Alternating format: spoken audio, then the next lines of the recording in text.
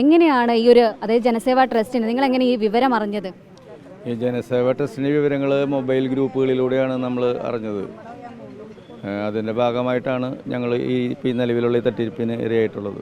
എങ്ങനെയാണ് വിശ്വാസത്തിലായത് ഇങ്ങനെ ഒരു തട്ടിപ്പിന് ഇത്തരത്തിൽ 2 വീലർ പകുതി വിലയ്ക്ക് കിട്ടുന്നുള്ളത്? ഇത്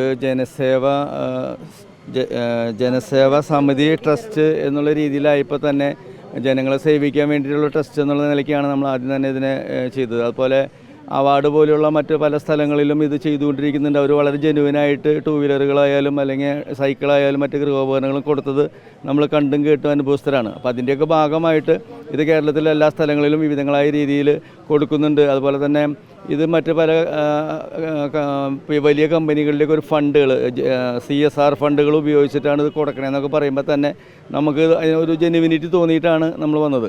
ഈ രാഷ്ട്രീയക്കാരൊക്കെ ഈ പരിപാടിയിൽ കണ്ടിരുന്നു, അതായത് വിതരണം ചെയ്യുന്ന പരിപാടികളിൽ? ഇത് 10,000-കണക്കിന് ഓർഡർ എടുത്തിട്ട് 100, 200, 300 പല സ്ഥലങ്ങളും കൊടുത്ത് നമ്മൾ വിശ്വസിക്കുന്ന കക്ഷി രാഷ്ട്രീയങ്ങളിൽ ഉള്ള പല ആളുകളും ഭരിക്കുന്നവരായാലും അല്ലെങ്കിൽ പ്രതിപക്ഷ പാർട്ടികളുടെ ആയാലും നേതാക്കന്മാർ ഇത് വന്ന് വിതരണം ചെയ്യുന്നതൊക്കെ കാണുമ്പോൾ നമുക്ക് കുറേ കൂടി വിശ്വാസ്യത നേടിയെടുത്തിട്ടാണ് കൊടുത്തത്. ഒരു നേതാക്കന്മാർ വന്നതായിട്ട് ബഹുമാനപ്പെട്ട പ്രതിപക്ഷ നേതാവ് VD സതീശൻ അവറുകൾ ഒരു സ്ഥലത്ത് വിതരണം ചെയ്യുന്നത് നമ്മൾ മൊബൈലിലൂടെ നമ്മൾ കണ്ടായിരുന്നു.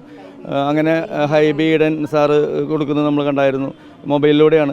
അപ്പോൾ ഇതൊക്കെ കാണുമ്പോൾ നമുക്ക് വിശ്വാസ്യത നേടുകയാണ്. കാരണം നമ്മുടെയൊക്കെ ജനപ്രതിനിധികളായിട്ടുള്ള ആളുകൾ പോലും ഇതിനെ അനുകൂലിക്കുന്നു എന്ന് മനസ്സിലാക്കിക്കൊണ്ടാണ് എന്നെപ്പോലെയുള്ള ആയിരക്കണക്കിന് ആളുകൾ ഇതിൽ ചേരാനും പൈസ കൊടുക്കാനൊക്കെ ഇടയായത്.